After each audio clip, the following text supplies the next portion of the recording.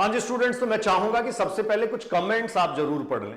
दोस्तों नमस्कार, मैं एमएम बरलोदी अभिव्यक्ति के माध्यम से आपसे मुखातिब हो रहा हूं। नीट यूजी 2024 का एग्जाम हुआ और जितनी सारी बातें खामियों को लेकर हो रही थी, एनटीए ने नोटिस जारी करके फुल स्टॉप लगा दिया है। जी हां, पूर्ण विराम। कल मैंने एक वीडियो किया था, स्क्रीन पे आपको दिख रहा होगा। NTA unfair means NEET paper code N2, यह पेपर आपके पेपर से अलग है। ये सिर्फ एक पेपर नहीं, कई सारे ऐसे पेपर हैं जिनका कोड डिफरेंट है। कोड डिफरेंट होने के साथ साथ बच्चों ये पेपर पूरी तरीके से डिफरेंट है, पूरी तरीके से अलग है। तो क्या एक ही समय में दो टाइप के पेपर करवा लिए गए? जी हां, अगर एक समय में दो टाइप के पेपर हैं तो सबसे पहली आवश्यकता यह है कि दोनों का लेवल सेम होना चाहिए। अगर वो नहीं है तो क्या स्केलिंग होगी, परसेंटाइल फॉर्मूला होगा, कैसे एनटीए रिजल्ट आउट करेगा? इससे पहले हम बात कर लेते हैं। एनटीए ने पेपर लीक को लेके एक नोटिस जारी करके बहुत साफ कह दिया कि एसओपी जो उनकी थी, जो गाइडलाइन थी, उसका पूरी तरीके से पालन किया गया, किसी भी प्रकार की खामी नहीं रही। हां, सवाई माधोपुर का जिक्र एनटीए ने जरूर किया है और कहा गया है कि उसको भी ठीक तरीके से मैनेज कर लिया गया, सेम डे में एग्जाम फिर से कंडक्ट करवा लिया गया। खैर, बच्चे की मानसिक स्थिति, मन स्थिति और उसके माइंडसेट का अंदाजा एनटीए और एनटीए में बैठे हुए लोगों को नहीं है। आइए बात करते हैं, पहले ये कमेंट पढ़ लीजिए। हाँ जी स्टूडेंट्स, तो मैं चाहूंगा कि सबसे पहले कुछ कमेंट्स आप जरूर पढ़ लें। मैंने कल ये वीडियो अपलोड किया जिसमें पेपर के अलग होने की बात मैंने की थी। यहां देखिए, नीट यूजी 2024 वापस करवाओ। ये बहुत सारे लोग ऐसे आते हैं, पेपर ऐसे ही दे दिया गया, खुलेआम नकल करवाई जा रही है, सब बाद की बातें। मैं कुछ आपको ऐसे कमेंट्स दिखाता हूं जिनको डेफिनेटली पढ़ा जाना चाहिए। आपके सामने ये बच्चों लिखा हुआ है रविता देवी, ये कोई आईडी है। हरदयाल पब्लिक स्कूल और Vijaynagar senior secondary school Bahadurgarh Haryana में गलत पेपर डिस्ट्रीब्यूट हुआ, जस्टिस मिलना चाहिए। सबसे पहले ये कमेंट जो है वो नोटिस में लाया जाने वाला है। उसके बाद आप देखें तो यहां लिखा है, This is to bring to your notice that one of the examination center of Bihar, namely DAV School, Shekhpura, Bihar, has conducted exam till 6:30 p.m. as two different test papers were given to candidates. दो अलग-अलग test paper candidates को दिए गए, one at 2 p.m. duplicate and another original one at 3:20 p.m. ये बिहार के किसी बच्चे का कमेंट है और इन्होंने कहा है कि पहले इन्विजिलेटर जो है उन्होंने फेक पेपर, मतलब जो ओरिजिनल नहीं था, वो डिस्ट्रीब्यूट कर दिया, तो इस तरीके से ये खामी रही।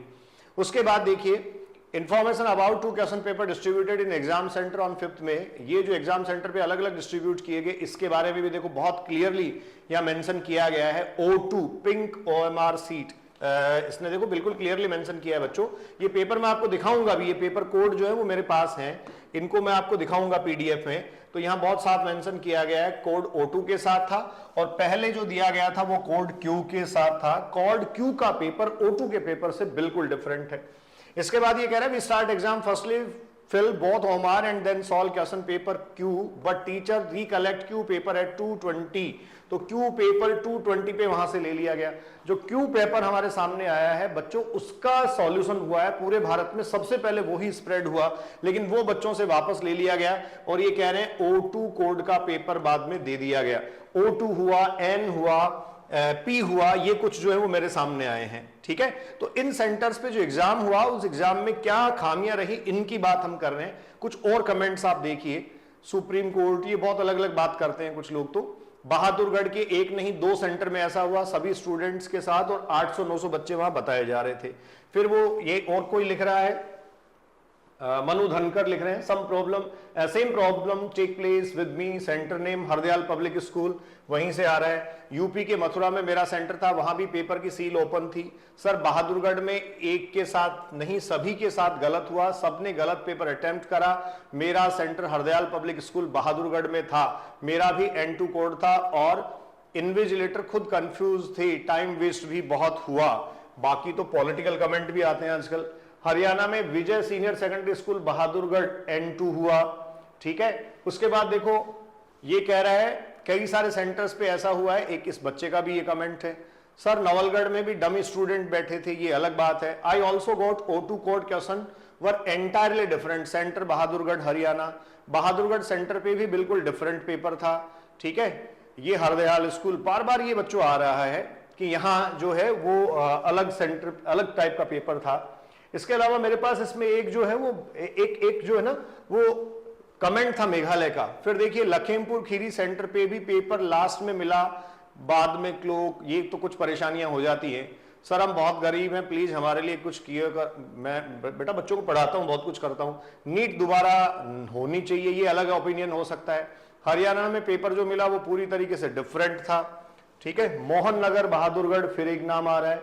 तो इस तरीके से अगर आप देखेंगे ना तो ये पेपर को लेके बहुत सारे इश्यूज हैं। सर मेरी क्लास से कुछ लोगों को अलग ले जाया गया, फिर 30 मिनट बाद 5 लोग सर आए, क्या ड्रामा है ये, पढ़ाई पे विश्वास नहीं रहा हमारा। तो ये अलग कमेंट है, खैर इन कमेंट्स की बात अलग है। नालंदा एकेडमी कोटा में चिल्ड्रन को क्वेश्चन पेपर के ऊपर आंसर सॉल्व करने का अनुमति नहीं मिला, अलग अलग तरीके से ये लोग कह रहे हैं। तो देखो ये कुछ कमेंट्स जो है वो मैं आपको बताना चाह रहा था। अच्छा, इन कमेंट्स को बताने के पीछे सिर्फ मेरा एक ही मकसद है। कुछ कमेंट्स जो हैं वो मैं आपको इसलिए बताना चाह रहा था, मैंने कुछ को रेस्पॉन्ड भी किया, और ये जो कमेंट्स हैं वो मैं आपको इसलिए बताना चाह रहा था जिससे आपको कम से कम ये पता लगे कि यार खामियां तो डेफिनेटली हैं। अच्छा, ये सारी बातें अलग हैं, आओ पहले पेपर दिखाता हूं, फिर उसके बाद हम बात करते हैं कि ये रिजल्ट कैसे आउट होगा। हाँ जी स्टूडेंट्स, तो ये आपको दिख ही रहा होगा, देखिए पेपर कोड O2 है, ये पेपर कोड O2 है, और ये बिल्कुल O2 जो है वो आपके पेपर से डिफरेंट है। मतलब मैं जहां तक समझता हूं, देखिए T कोड का पेपर आया था, इसके अलावा Q आया, P आया, ये कोड अलग थे जो नॉर्दर्न रीजन में मोस्ट ऑफ स्टूडेंट्स के पास थे। इसके अलावा ये जो पेपर आया, मैंने कल भी एक पेपर आपके साथ शेयर किया था, वो N2 था। तो ये N2, O2, P2, ये जो पेपर्स आए हैं ये पेपर्स टोटली डिफरेंट हैं, ये टोटली डिफरेंट है। मैं आपको इसमें वैसे ही कल की तरह बायोलॉजी में लिए चलता हूं, ये ऑब्वियस है, इनमें तो क्वेश्चन पेपर्स में क्वेश्चन सेम ही होंगे ना, लेकिन इनकी सीक्वेंस आपको अलग अलग मिल जाएगी। जैसे ये केमिस्ट्री का पेपर है और इसके बाद ये लीजिए हमारे पास शुरू हो गया बायोलॉजी। तो किसी एक क्वेश्चन को हम पढ़ लेते हैं। जैसे बच्चों ये यहां दे रखा है, which of the following is not acceptable method for cloning vector. ये आपके पेपर में क्वेश्चन नहीं था, हो सकता है इनका लेवल एक जैसा रखा गया हो सकता है क्वेश्चन की जो एक तरीके से बैलेंस रखा गया हो। ये जैसे मैं कल भी बता रहा था आपको, ट्रैकेट्स का क्वेश्चन इसमें है जो दूसरे पेपर में नहीं है। इस तरीके से ये ग्राफिकल प्रेजेंटेशन के एंजाइम के क्वेश्चंस हैं वो जो दूसरे पेपर में आपके पास नहीं है। तो बहुत सारी ऐसी चीजें आपको देखने को मिलेंगी क्वेश्चन पेपर्स को लेके कि ये क्वेश्चन पेपर जो है वो बिल्कुल अलग है। तो जैसा मैं आपको कह रहा था, क्वेश्चन पेपर बिल्कुल अलग है। ये आपके सामने O2 कोड का क्वेश्चन पेपर ओपन मैंने किया है बच्चों, ठीक है। O2 के बाद में अगर आप देखें तो आपको मिलेगा एक और क्वेश्चन पेपर जो था N2। अभी जैसे मैंने बात की थी कुछ देर पहले, एक क्वेश्चन पेपर N2 था, एक और ओपन कर लेते हैं अपन। देखो ये आपके सामने खुल रहा है, मैं आप ही के सामने खोल रहा हूं, मेरे पास मेल में ये पेपर था, और ये बच्चों बहुत साफ आपको दिख रहा होगा, ये पेपर है M2। क्लियर, ये पेपर बच्चों M2 है, और इसको अच्छा स्कैन करके बच्चे ने भेजा है मुझे, तो ये आपको बहुत साफ साफ दिखाई दे रहा होगा, इसमें बहुत आराम से देख सकते हो आप। तो अगर ऐसा देखा जाए कि ये पेपर डिफरेंट थे और इनके कोड डिफरेंट थे, तो डिफरेंट कोड के पेपर आप देख सकते हैं कौन से पेपर थे। अभी हमारे सामने आया ये O2 आया, एक M2 आया और एक N2 आया, ये डिफरेंट कोड के पेपर थे। इन पेपर से बिल्कुल अलग था जो P, Q और S और T कोड के जो पेपर हुए हैं, ये इनसे बिल्कुल डिफरेंट थे। इसका मतलब दो तरीके के पेपर कंडक्ट करवाए गए। अच्छा, इसमें भी कोई बुराई नहीं है, करवा लिया जाना चाहिए, लेकिन क्या इनकी कट ऑफ एक ही तरीके से निकाली जाएगी? क्या इनकी कट ऑफ जो है वो स्केलिंग मेथड से निकाली जाएगी? तो पहले भी जितने एग्जाम हुए हैं और कई बार खामियां हुई, जैसे लास्ट ईयर अगर आप 2023 में देखें तो गंगानगर के एक सेंटर पे पेपर जो है उसमें एक दिक्कत आ गई थी। उससे पहले भी एक दो सेंटर्स जो हैं वहां पेपर में प्रॉब्लम आ गई थी। तो जब दोबारा एग्जाम होता है तो सीधे सीधे आप ये कह सकते हैं ये डायरेक्ट मेथड से कट ऑफ जो है वो रिलीज कर देते हैं। अच्छा, इसमें बच्चे का नुकसान तब होता है जब एक पेपर का लेवल थोड़ा सा ऊपर होता है और दूसरे पेपर का लेवल थोड़ा सा नीचे होता है। तो क्या इसमें स्केलिंग मेथड होगा? इसमें स्केलिंग मेथड की कोई पॉसिबिलिटी मुझे नहीं लगता होगी, क्योंकि हमारे दौर में देखो क्या होता था, जैसे हमारे राजस्थान एडमिनिस्ट्रेटिव सर्विसेज के एग्जाम होते थे, राजस्थान का एक एग्जाम्पल लूं मैं, RAS का बच्चों एग्जाम होता था। अब उसमें मान लीजिए 5 सब्जेक्ट्स हैं, एक सब्जेक्ट उसमें हिस्ट्री है, एक सब्जेक्ट उसमें पॉलिटिकल साइंस है, एक सब्जेक्ट उसमें बॉटनी है, एक सब्जेक्ट उसमें केमिस्ट्री है, ये मान लेते हैं हम। अब हिस्ट्री वाले बच्चों का स्कोर जो है वो कम रहता है, मतलब वो 50% स्कोर करते हैं। केमिस्ट्री वाले बच्चों का स्कोर 70% होता है, ये स्कोरिंग है। फिजिक्स वाले या पॉलिटिकल साइंस वाले बच्चों का स्कोर मान लीजिए 45 ही रहता है, तो इनका कम है।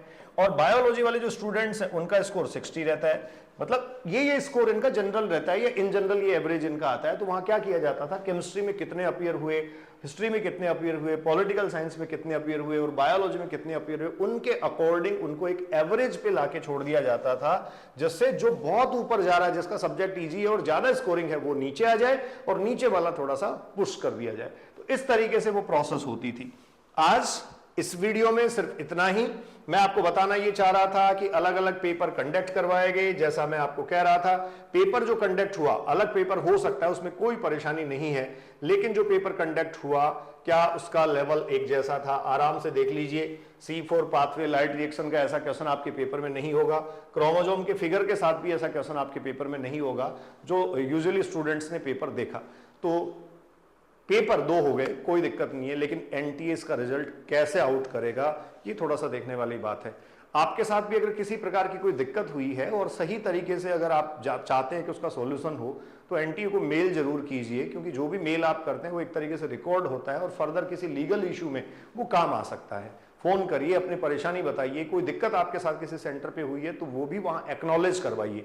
हालांकि एनटीए ने फुल स्टॉप, पूर्ण विराम लगा दिया है। उनका मानना है कि एग्जाम हमने बहुत अच्छे तरीके से संपन्न करवा लिया है। आज शाम को 7 बजे मैं आपसे मिलूंगा और 7 बजे हम बात करेंगे इस बार एग्जाम का जो पैटर्न था, पेपर्स थे, इन सब के हिसाब से एक्सपेक्टेड कट ऑफ क्या रहने वाला है। Enjoy your life, be safe, thank you.